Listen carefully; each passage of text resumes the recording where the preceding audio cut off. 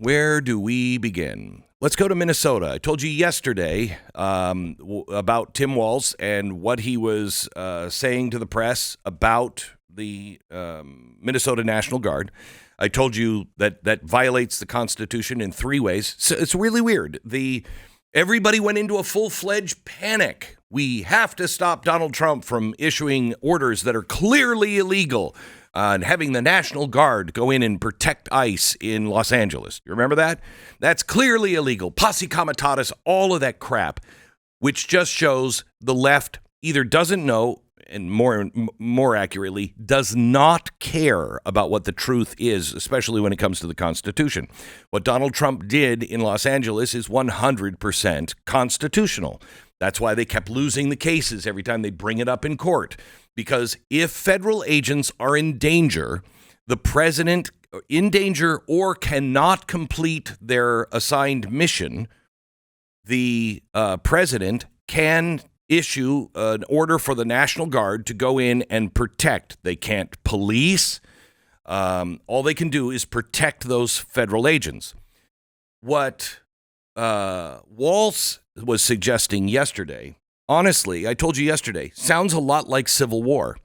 It is the closest thing I have seen to, the South breaking away in the 1860s. He was suggesting, and no, he wasn't even suggesting, he said he had put the National Guard on alert and they were training to stop the federal government from sending in ICE and killing Minnesota citizens. That is absolutely illegal. The National Guard cannot stop, nor can a governor, stop the federal government from doing what the Constitution allows them to do. Investigations, protecting, taking people out. The state can, taking them out of the country, the state can absolutely say, we're not participating. Our state officials are not going to help. They can stand on the sidelines with their hands in their pockets and not be helpful, but they cannot obstruct. And you cannot just co-opt the National Guard and make it into your army. I said that yesterday, and I said, he knows that. He's smart enough to know that. Well, maybe he's not. The guy is just, I'd rather have a 6-hour conversation with my toothbrush than 5 minutes with this guy. And I told you yesterday, he is only saying this because he's actually putting on notice his own and the Democrats' own Revolutionary Guard. Those are the people who have been so duped or so believe in Marxism or whatever. They hate America because America is the worst place in the world. Whatever their motivation is, they're on a mission to stop the federal government any way they possibly can. So he's sending a signal by saying these guys are going to get you killed. Do you see what Jimmy Kimmel held up the T-shirt? Donald J. Trump is going to kill you. What do you think that's going to do? That's putting their own National Revolutionary Guard on notice. It's going to go into your hands. You better stop them. I told you this was the beginning of civil war if he would continue, and he did. Here's the latest from Governor Walz.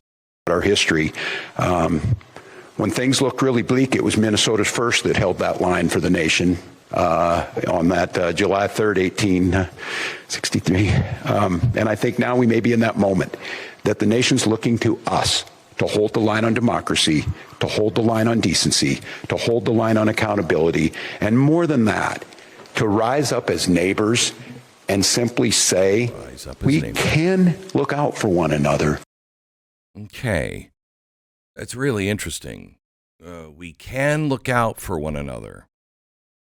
You mean look and try to help the people who just robbed your neighbor's houses?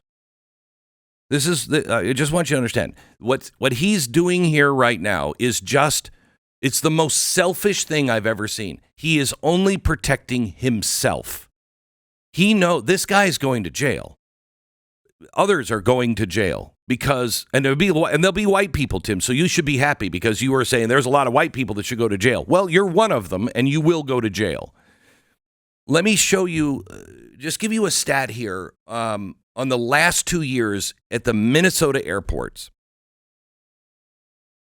I just want you to think and ask yourself, how is it possible this happened and nobody stopped it? Over the last 2 years, between 24 and 25, Somali couriers put $700 million in suitcases. And they went through the airport. That's what they found. That to put that into perspective, that's about $1 million a day in cash from Somalia couriers going through, X-ray machine, going through, being checked. $1 million a day in cash for 2 years. Now you have to ask yourself, was there no one that said, cash, there's $1 million going through this airport today in cash. And there was $1 million yesterday in a suitcase. And there was $1 million the day before that in a suitcase. And they're all going to the same place. Can you imagine going into the airport and having $10,000, in small bills so it fills up just a briefcase? And you have $10,000 in cash in a briefcase, and you go through the security line, and they say, can you open this up? And you open it up, and they see $100 bills, and it's $10,000 in cash. Do you think anyone would pull you aside? If you were doing it every day, do you think someone would pull you aside? Do you think someone at the airport might say, there's something going on here? There's $10,000 a day from this courier that's going to the same place outside of the country. Should we alert the Treasury? Should we alert the FBI, DHS? Who do we alert here? Do you think anyone would call somebody and you would be investigated if you were doing that every day with $10,000? If you were doing that every day for 2 years?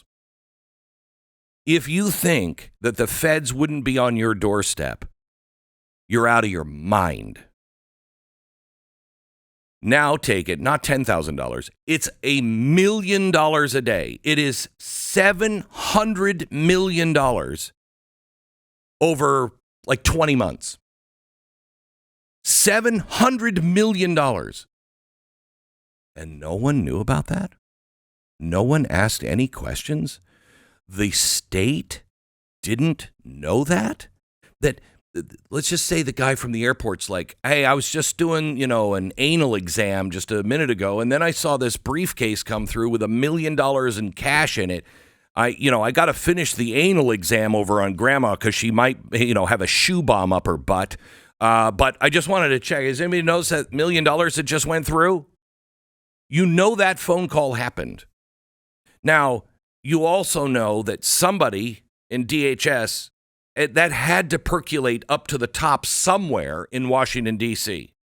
And if it's going up to the top is somewhere in Washington, D.C., and it is money that is illegally gained, the feds did some sort of investigation. Now, this is during the the Biden administration, 1 year was. And now we know about it because the minute Donald Trump gets in, they find it and they investigate it. If you are part of that scheme where you are giving money to these daycare centers, and all of a sudden $700 million is going through your airport in suitcases by Somali carriers, I can guarantee you that somebody got to Walz and anybody else involved in this and went, they're $700 million, and they're watching it. They're seeing it go through. There's no way they didn't know that was going on. And there's no way they didn't know who that money was going to and from. And there's no way, if you know the names of where that money is coming from, that you don't go, how has this person got all this money? Who are these people that are sending all this money? And then you realize, oh my gosh, those are the people we're giving money to for a daycare center. I mean, there is no way to get around any of this. The guy is guilty, and it's not just him. There are tons of people, and I hope they're all white, because white people must face justice. I believe all people should face justice, but we know the left is super concentrating on the white people going to jail if they did anything wrong. So I'm sure the left is going to be cheerleaders on making sure those involved who are white in Minnesota go to jail. And I want you to know I'm right there with you. And in case you get distracted, I'll be there to remind you what these white people were doing. Because we owe, both of us, so want justice for white people. So what is Walz actually doing? Walz is doing everything he can. Think about how selfish this is. He, first of all, stole your money, gave it to people who were shipping it out of the country. He and his administration enabled and assisted in all of this, then turned a blind eye when it was real, when everybody realized, like they didn't know in the first place, when they all realized, something wrong is happening, they did nothing. Why? Because if they did something in the Somali community, it guaranteed that they would not be reelected. So there's selfish move number one. It was all about getting elected. Here's the next selfish move. Don't let anybody know about it. Obstruct, because we'll get caught. And I don't want to go to jail. Selfish move number two. It only gets worse from there, because what you saw yesterday was the most dangerous, selfish move I've ever seen anybody make. He is calling for a civil war and making himself the white knight on the white horse, saying, I'm just here to protect you, the neighbors. We can all do this together, even though he's the guy who enabled people to come into your house and steal all of your stuff.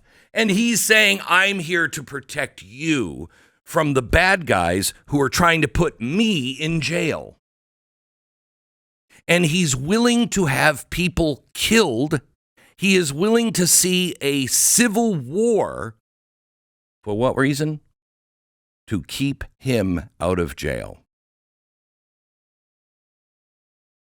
I don't think I've ever seen anything this selfish in my life. I mean, I've seen a lot of selfish things. I've seen a lot of people do a lot of things so they could get rich, they could live on the beach.